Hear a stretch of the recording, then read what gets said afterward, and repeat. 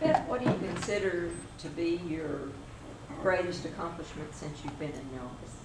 My greatest accomplishment, I would say, number one, I feel like I've stayed true to self, and that is when I vote what I truly feel is best for the people, not necessarily popular. I don't fold under pressure from outward sources or inward sources. I don't play politics. So I really feel on one hand, that's one of my greatest strengths and my greatest accomplishments. I feel like I've always made myself available to citizens, to be able to talk to them. I've gone the extra mile. I've helped even Native American people that aren't anywhere in our tribe at all across the United States. You know, it's like it doesn't matter what the deal is, I'll assist. And I really feel like, you know, to me that's a great accomplishment. So many don't like to get out amongst the people. They're afraid that they'll have to answer questions on how they voted on things. I will always answer. Even if I don't know an answer, I'll be the first to tell you we'll go look together and I'll get back to you on it. So I feel like, you know, that's part of my greatest accomplishment. Thank you. Thanks. Do you want me to make up my own questions? Okay, how do you feel about the budget this year? Well, let me tell you about the budget this year. This year the budget is $122 million.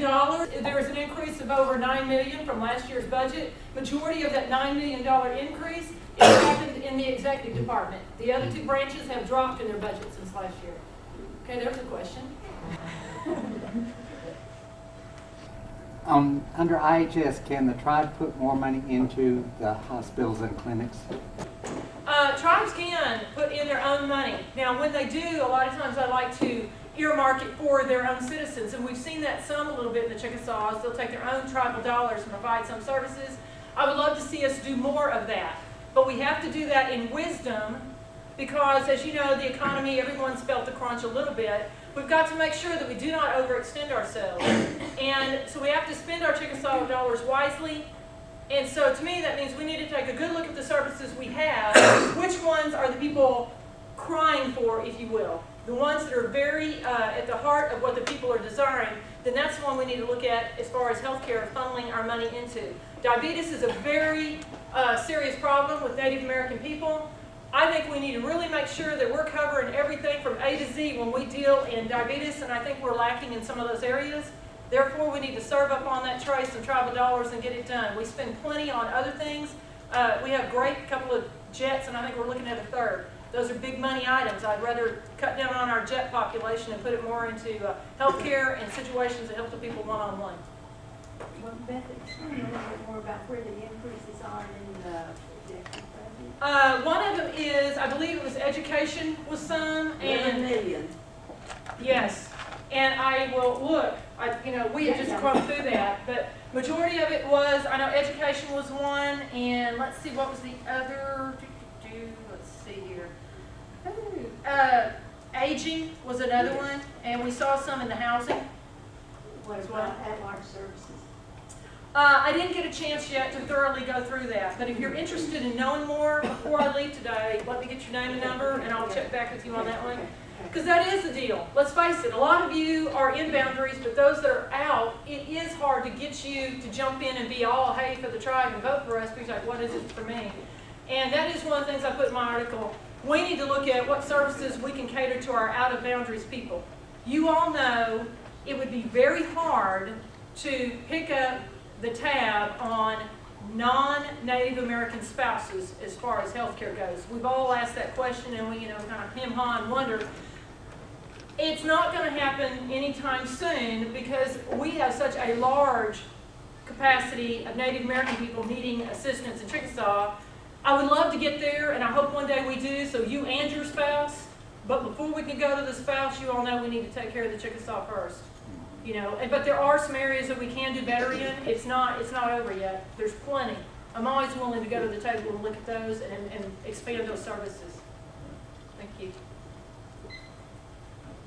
Yeah, I hear so much about the hospital. There's so many complaints that I've heard for a long time. Mm-hmm. But I don't know because there's so many people or Chickasaws these days. But so much wrong diagnosis and poor services. Actually, it's a good hospital, but sometimes it's not what it seems to be. I hear so many complaints. Yes.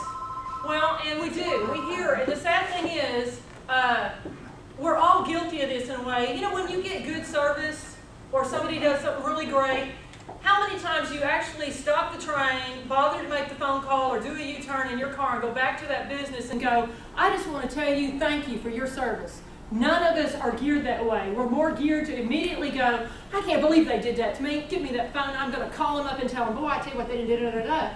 Now, some of that's natural, and I'm not saying that's wrong, but I would like to encourage the population, when you get good service, please pick up your phone and call. If you won't call the person that gave you the good service, at least call a legislator. I just want to call and tell you that I went to the eye clinic, and that lady, I tell you what, she did a whipping, wonderful, great job for me. Because we need to hear that, and you need to confess that over our nation. Be positive, confessed. Now, there are things that happen in the healthcare and at the hospital that are, in one word, appalling, unacceptable.